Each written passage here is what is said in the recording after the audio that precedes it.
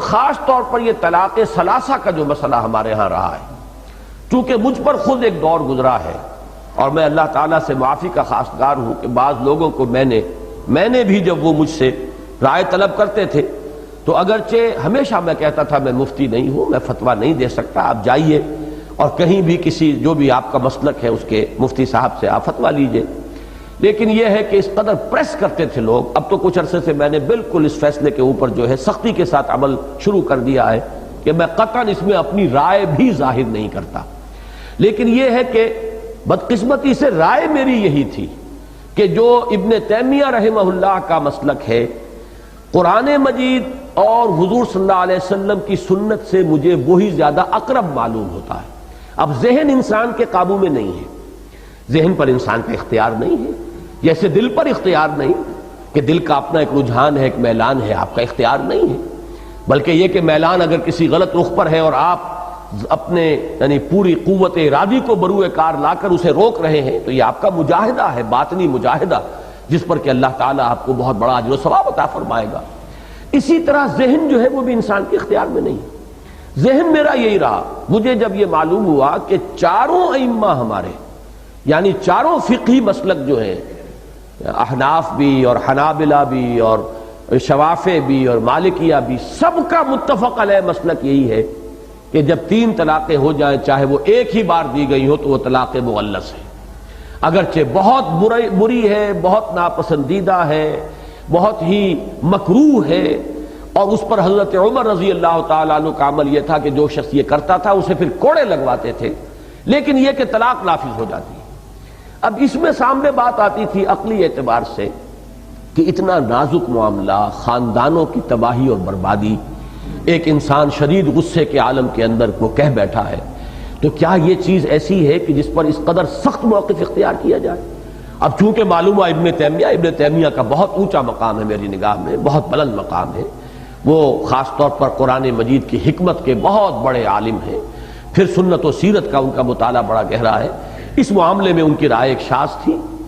میرا گمان یہ تھا کہ کسی نہ کسی اور کی بھی ہوگی. ان تمام جو مکاتب اربعہ ہیں ہمارے فقہ کے، ان میں سے کسی کی اور رائے بھی ہو، تبھی تو اہل حدیث حضرات کی یہ رائے ہے.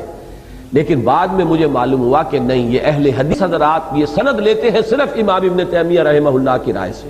باقی چاروں جو ہمارے مکاتب فقہ اہل سنت کے وہ متفق ہیں اس پر کہ 3 طلاقیں جو ہیں وہ اگر بیک وقت دی جائیں تو وہ 3 ہی شمار ہوں گی اور وہ طلاق مغلظ ہو جائے گی، کہ اب ان دونوں کے درمیان نہ رجوع کا کوئی امکان، نہ عدت میں رجوع، نہ عدت کے ختم ہونے کے بعد نکاح ثانی، جب تک کہ اس عورت کا نکاح کسی اور مرد سے نہ ہو.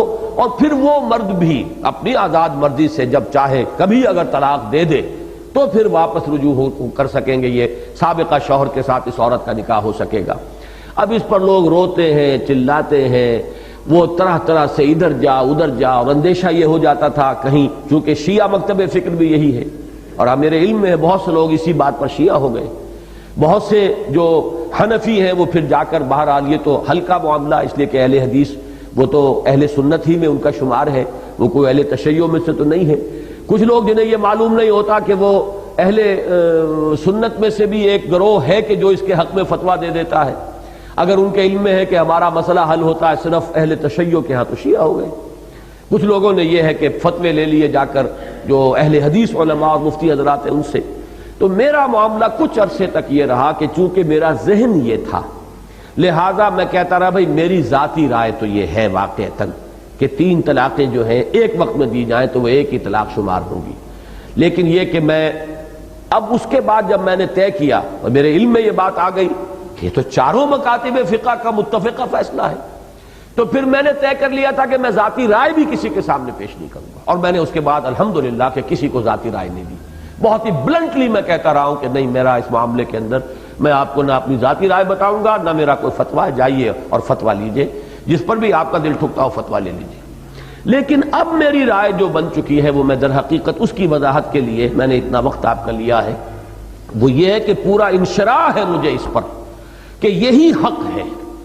البتہ اس کا جو دوسرا پہلو ہے بدقسمتی سے وہ ہمارے سامنے نہیں ہے، جس کی وجہ سے ساری کمپلیکیشن اور پیچیدگیاں پیدا ہوئی ہیں.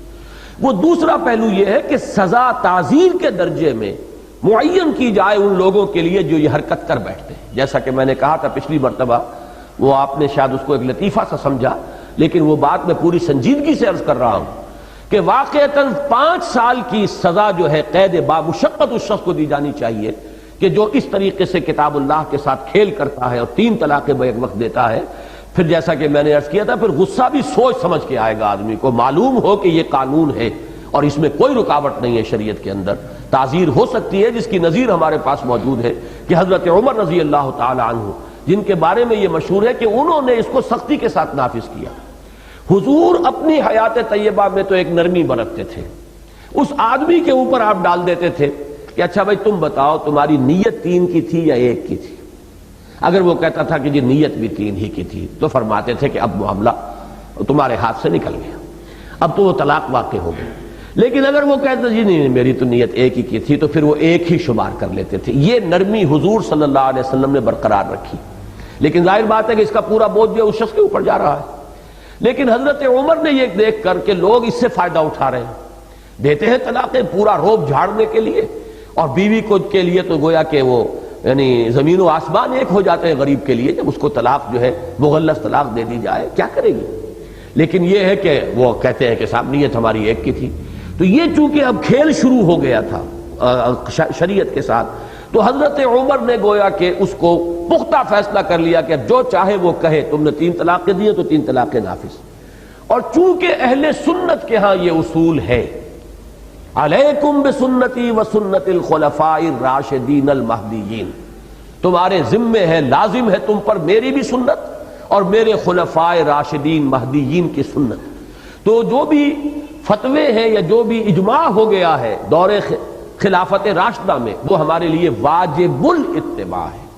یہی معاملہ تراویح کا ہے جو اہل حدیث حضرات کی سمجھ میں نہیں آتا، اس پر اجماع ہو گیا تھا۔ یہی وجہ ہے کہ اہل سنت کے چاروں مکاتب کے ہاں کم سے کم 20 رکعتیں ہیں، احناف کے ہاں 20 رکعتیں، حنابلہ کے ہاں 20 رکعتیں، شوافع کے ہاں 20 رکعتیں، البتہ مالکیہ کے ہاں کہیں 36 تک کی تعداد بھی ہے، 20 کی رائے بھی اور 36 کی بھی۔ لیکن چونکہ یہ اصل فیصلہ تھا، اجتہاد تھا حضرت عمر کا، انہوں نے نافذ کیا ہے، اور یہ حضرات اس کو تسلیم کرنے کے لیے تیار نہیں ہیں۔ یہ اصول ہے جس کی وجہ سے فرق واقع ہو جاتا ہے۔ اہل سنت کے ہاں اصول یہ ہے کہ جو اجتہادات خلفاء راشدین نے کیے، امت اس وقت ایک وحدت تھی، کوئی علیحدہ ملک نہیں تھے، پوری امت مسلمہ ایک وحدت تھی۔ اس کو جب قبول کر لیا گیا تو وہ اجماع ہے، اور وہ اجماع اب لازم ہے کہ اس کی پابندی کی جائے۔ اسی کے ضمن میں یہ معاملہ بھی آتا ہے کہ جو طلاق ثلاثہ کا ہے۔ لیکن جیسا کہ میں نے عرض کیا، یہ جس قدر تحدید اور تنبیہ آ رہی ہے، اس کو سامنے رکھتے ہوئے چونکہ چاروں مکاتب فقہ کا یہ اجماعی فیصلہ ہے، اسی کو اور اسی پر مجھے انشراح ہے کہ اب اس کو نافذ ہونا چاہیے۔ البتہ جو خرابیاں پیدا ہو رہی ہیں ان کا سد باب اس طور سے ہو سکتا ہے کہ اس کے ساتھ تعزیر ہو، جو 3 طلاقیں بیک وقت دیں انہیں کوئی سخت سزا دی جائے، تاکہ پھر لوگ جو ہے